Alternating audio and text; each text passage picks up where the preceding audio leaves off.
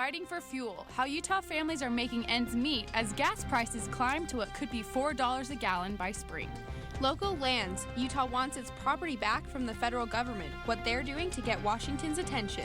And class cap. Lawmakers are working for smaller class sizes and hoping that means smarter students. I'm Kelsey Eager. And I'm Kara Teo. It's Wednesday, February 22nd, and in Utah, it's 12 o'clock. From KBYU and the BYU Department of Communications.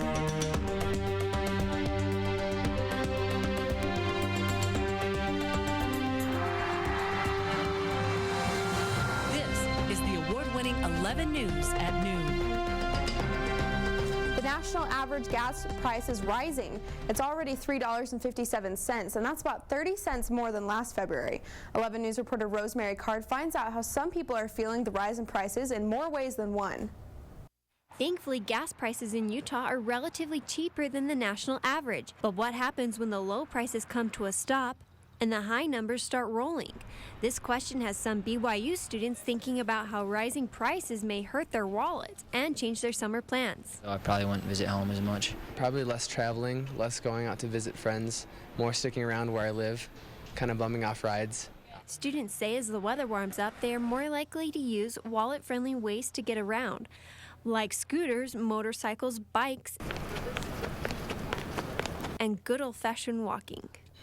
I would probably like to get a bike and not a car, something a lot cheaper. Analysts say gas prices may reach a record $4.25 per gallon as early as this spring. And with the possibility of even higher summer prices, students aren't the only ones feeling the heat. Families say this price spike won't only affect how they get around. Gas prices make it tough for some families to afford eating out and pay their rent. Dana Hannigan says she may even have to put the brakes on their summer vacation. Yeah, we were actually planning on doing a lot of camping, and if it goes up, we won't be able to do it because my husband will have to spend a lot more time at work to be able to afford to go to work. If you couldn't go camping this summer, how would you feel? Sad. Rosemary Card, 11 News, Provo. Even the White House is feeling the heat from high gas prices. Analysts say that while joblessness is down and the stock market is up, the high prices could affect Obama's re-election. The LDS Church is once again warning its members not to submit names of Holocaust victims for proxy work. This comes after a member did a proxy baptism for Anne Frank last week. Jewish rights activists say they are upset because the LDS Church has agreed not to allow proxy work for Holocaust victims. The LDS Church says it's considering disciplinary action for those who violate the rule. Utah lawmakers are trying to get state land rights back from the federal government to boost revenue from natural resources. 11 News reporter Adam McNevin shows us why the bill would fulfill a promise the government made more than 200 years ago. This may seem like Utah's legendary outdoors, but it turns out that most of this land belongs to the federal government. A new bill that lawmakers passed yesterday asks Washington to give it back. The promise made to all the states that the federal government would dispose of all public lands within a reasonable time of statehood. Now, it kept that promise with all the states east of Colorado and with Hawaii, but with Utah, it still controls nearly two-thirds of our land. Lawmakers say those states that have rights to their lands make money from their natural resources. But western states like Utah must give their funds to the federal government. If the federal government hands over the deed to these lands, the state of Utah will be able to bolster their $12 billion annual budget, allocating money primarily towards education. Jordan School District Superintendent says that Utah is the lowest funded state in the nation, and Utah's schools could benefit from this bill. But getting the land is not going to be easy. There are some people that are probably thinking this is going to be a long, hard road to hoe, and it is. The bill passed with support from over 40 lawmakers, and it will help fill Utah's $2 billion funding gap to bring it up to par with the rest of the nation. At the Capitol, Adam McNevin, 11 News. The bill will let the federal government keep Utah's 5 national parks, but it asks Washington to give back the rest of Utah's lands by December of 2014. Motorcycles and bikes are a good way to avoid traffic and save money on gas, but cyclists won't be able to run red lights anytime soon. Utah lawmakers decided to hold a bill that would allow riders to legally run red lights if they wait at least 90 seconds at an intersection. Motorcycle groups who support the bill say traffic light sensors can't detect them and they get stuck in traffic. A bill that would allow people to carry a gun in public without getting a citation passed in the House Tuesday despite a long debate. The bill says local law enforcement can't cite people for disorderly conduct for carrying a weapon in public, but opponents say allowing people to carry weapons around town would restrict police from stopping potential threats. The bill now goes to the Senate. The Provo City Council is looking to create a new class of beer licensing. The ordinance would create a category to allow people to sell beer at convention center events. It would apply to the new convention center, but also any publicly owned recreation centers and private arenas that seat at least 5,000 people. The convention center's manager says the license would help make it attractive to groups looking for a place to have a public event and provide beer. If approved, this would be Provo's second move to loosen its beer regulations. Police are looking for this mountain man who they say has burglarized cabins in Kane and Iron counties for the past 5 years. Authorities say they have finally identified Troy Knapp as the culprit after getting hundreds of tips from the public. Knapp faces first-degree felony charges, and police are looking for any information that would help them find him. Still to come on 11 News at noon. Going away, say goodbye to overcrowded classrooms if lawmakers decide to make this bill a law. And singing the blues. He's not Mick Jagger or B.B. King, but Obama knows how to spice up his re-election bid with a song. We'll be right back. Hope.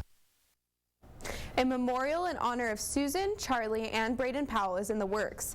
A cemetery in Magna will donate a plot of land where the community can go to reflect, mourn, and heal. Friends and community leaders are raising money for a bronze memorial statue of Susan and the two boys that will greet visitors at the entrance of the cemetery. For the first time in Utah, lawmakers could put a cap size on class sizes. 11 News reporter Karen Sullivan tells us why senators say this bill is important for students. If this bill goes through, Utah teachers could give more students individualized attention. The bill's sponsor says the majority of states have kindergarten cap sizes and that Utah needs to get on board. Utah has the largest class sizes in the nation, but the bill Senator Morgan has proposed would change this. It addresses the first years of school because Morgan says if a third grader doesn't know the basics, they may not ever get up to speed, no matter how much help the student gets later. That's when they're first coming into school, and that's when they're learning the very basics of reading and math. And so it's really important that they have individualized attention in those early grades. Lawmakers say the education budget bill for next year already has a line designated for class size reduction, but Morgan's bill would require each school district to have kindergarten classes under 20 students, first and second grade under 22, and third grade under 24. Some representatives say they worry about this bill because if schools are over the cap size, they won't get money set aside from the budget bill. School districts have expressed concern that maybe districts that are currently getting money will not get money. If a school can't get another classroom or afford a full-time teacher for extra students, the school can hire a paraprofessional or a teacher's assistant who would give students more attention, and that would meet the requirement. Morgan's bill has passed the Senate, and if it passes the House, caps will begin in kindergarten this fall and first, second, and third grade over the next 4 years. Kelsey? Okay, thanks, Karen. We'll see where this one goes.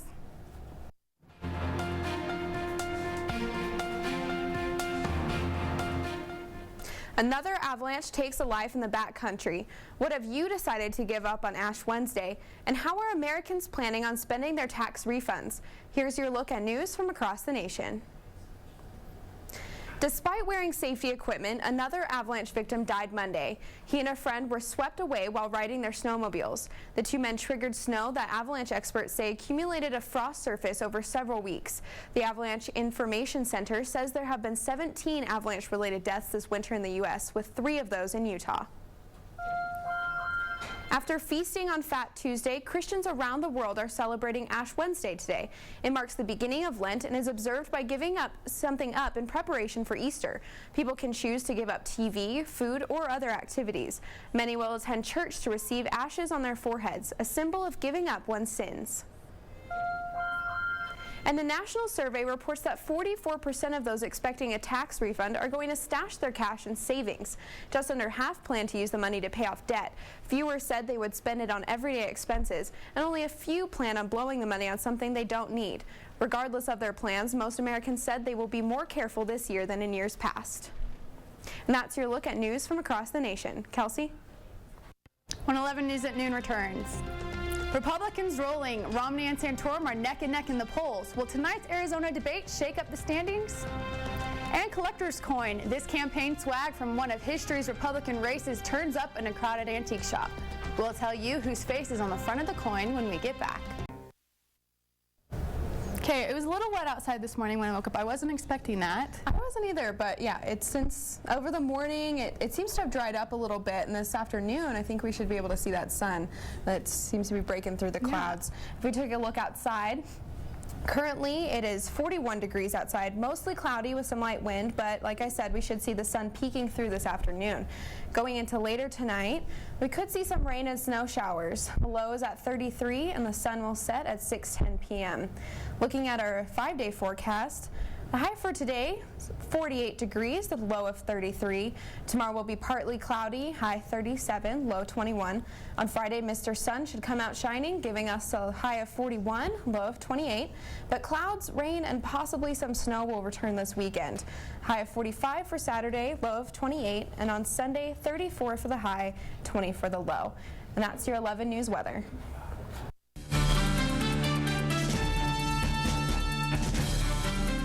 The Republican presidential candidates meet in Arizona for the last time before Super Tuesday. Santorum says Satan is attacking the U.S., and Obama did more than celebrate on President's Day. Here's your look at news for Decision 2012. Tonight is the first Republican presidential debate in almost a month, and it's the last scheduled debate before Super Tuesday on March 6th. For the first time, the national polls put Rick Santorum as a front-runner with Mitt Romney in second. GOP strategists say that because Santorum is in the lead, his opponents will attack him, and he needs to be ready. More religious controversy has hit the presidential campaign. Rick Santorum gave a speech in 2008 where he said he believes Satan is attacking the great institutions of America. Santorum dismissed the recently released information, saying it was irrelevant to the debate. He says he is a man of faith and will defend everything he has said previously. And President Obama doubled as a rock star this President's Day. Blues and rock legends like B.B. King and Mick Jagger played a custom concert at the White House on Monday to celebrate Black History Month. And Obama didn't miss out on the excitement. Baby, don't you wanna go? President Obama joined Buddy Guy during the finale Sweet Home Chicago. Nearly 200 guests were at the concert to cheer President Obama on as he finished the verse. And that's your look at election coverage for Decision 2012.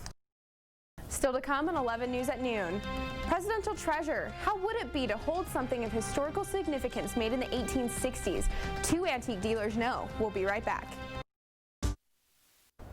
When I say Abraham Lincoln, what picture comes to mind? Tall man with a black beard? An antique shop found a rare coin that paints a different picture. Jeffrey DeMars has the details. Always had an interest, fascination with Abraham Lincoln. It's no coincidence Bryce Stenzel also strongly resembles the nation's 16th president.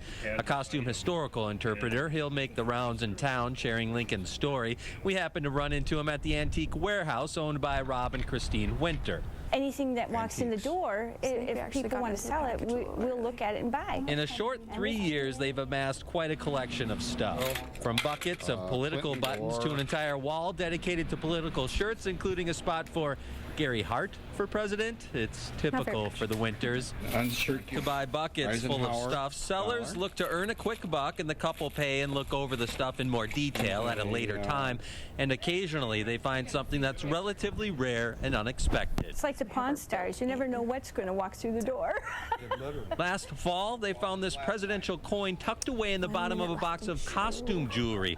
It's dated 1860, and on one side it's the portrait of a beardless President Lincoln, and on the other his Vice President Hannibal Hamlin. When people actually can touch that kind of piece of history, it just sends tickles up your spine. It really does. Abe Lincoln could have actually passed this thing out. The thinking is it was once used much like campaign buttons are used today, and 152 years later. It's very exciting. It's also very humbling, the idea that I get to hold it in my hand. It's a piece of history an acting president can really appreciate. That's pretty cool. It is cool. And I think being you know, dressing up as President Lincoln would be a pretty cool job too. I'd like to see him bring it back for this year's presidential election. Well, that's 11 News at noon for Wednesday, February 22nd. You can join us on our website anytime at 11news.byu.edu. Thanks for watching. Have a great afternoon.